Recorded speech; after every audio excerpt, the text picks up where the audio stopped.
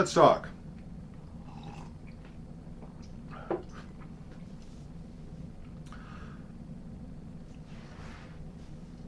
So, one of the realizations that a lot of us in the SCA came to, sometimes painfully, was that the climate that at least we here in Onsteora live in is not representative of the climate that of the personas a lot of us chose. I am a medieval Englishman, 1470s to be specific. I don't think England experienced a 100-degree day once through the 14th century. I mean, or the 15th century, it just didn't happen. And you know what? Our garb kind of reflects that. A proper English gentry should have on 2 or 3 layers. You should have actually you should have on a linen undershirt, some sort of fitted jacket or fitted doublet rather, and possibly even an overcoat to that, because the climate up there was either cold or wet or cold and wet. And a summer day warm was probably, I've read somewhere that with very, very few exceptions, like scant few exceptions, a warm day up there was maybe 90.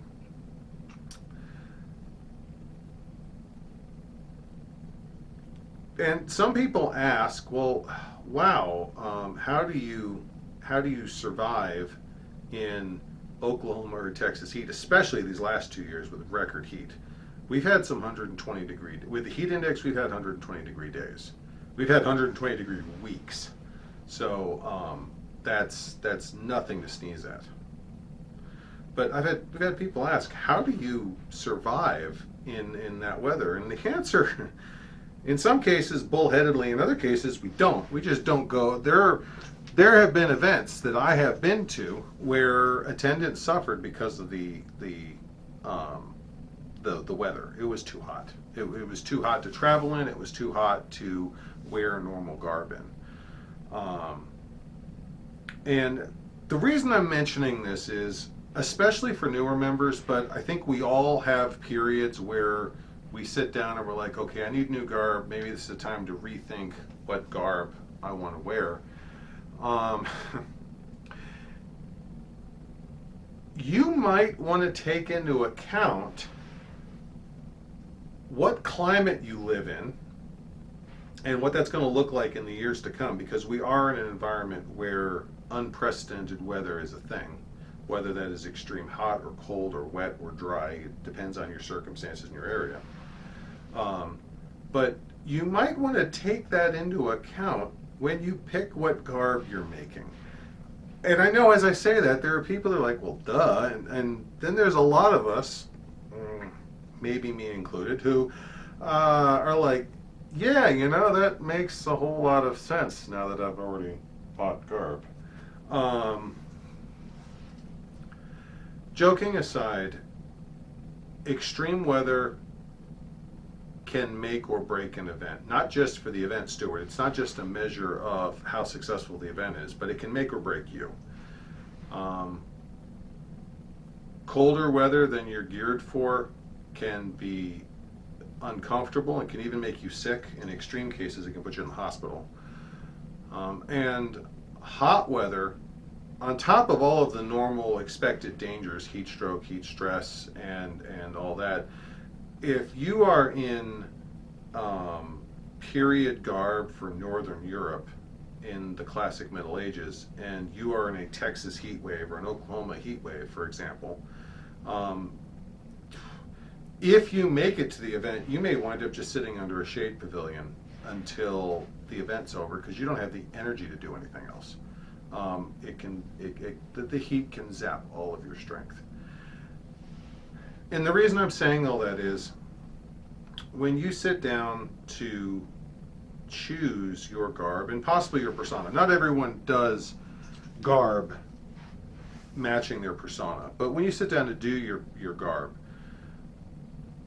ask yourself what costumes will fit your needs.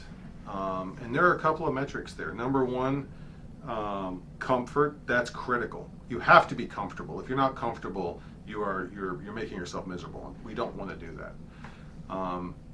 There are a number of outfits which are absolutely excellent in warm weather, but don't necessarily meet all of the modesty requirements of certain players. I'm saying that for men and women. Point of fact, medieval men from the working class, the peasantry, it was very common to see bare bottoms and exposed the upper part of your legs, while if they were doing manual labor, that was just considered acceptable. It's whatever. Obviously, we don't want to do that now. That's actually illegal for indecency reasons in some areas.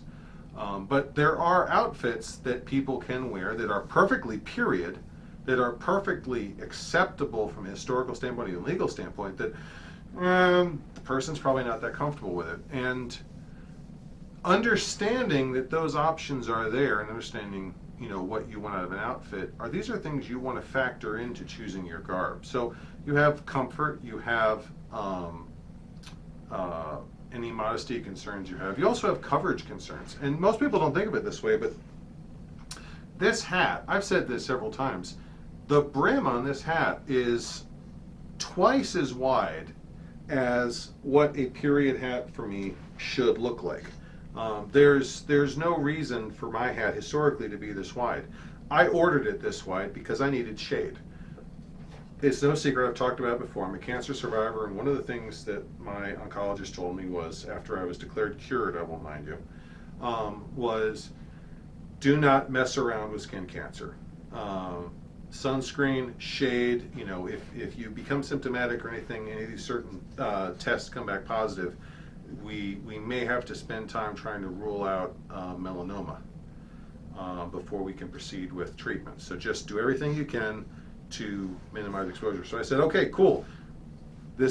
My hats have wide brims for that exact reason. Like, I can do a full day in direct sunlight without need for sunscreen with this on because it offers shade.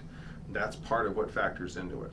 I actually, a friend of mine actually had an allergic reaction from too much sunlight. The sunlight helps your body break down several vitamins in your blood, and her body, I think, broke them down a little too fast and actually poisoned her, as I recall. It was an allergic reaction to one of the vitamins because it broke down into something else. And she now has to make sure she wears the sleeves, I believe, were what was her situation. But she has to make sure she wears something which is opaque to UV rays. She can't wear a lightweight linen or muslin. It has to be a cotton with a high opacity to prevent too much sun exposure. These are all things that need to be factored in. And the reason I'm saying this is this all makes sense now in this conversation. But so many of us make our garb decisions, especially when we first join, make our initial garb decisions sitting inside at a table with friends or at a table with a senior member of the local SCA, looking at pictures or garb books or patterns or whatever, and we make these decisions in complete comfort and without ever really thinking about our needs in terms of comfort and safety and health. And we haven't even gotten into questions of appearance and pomp and how flashy or how subtle we are.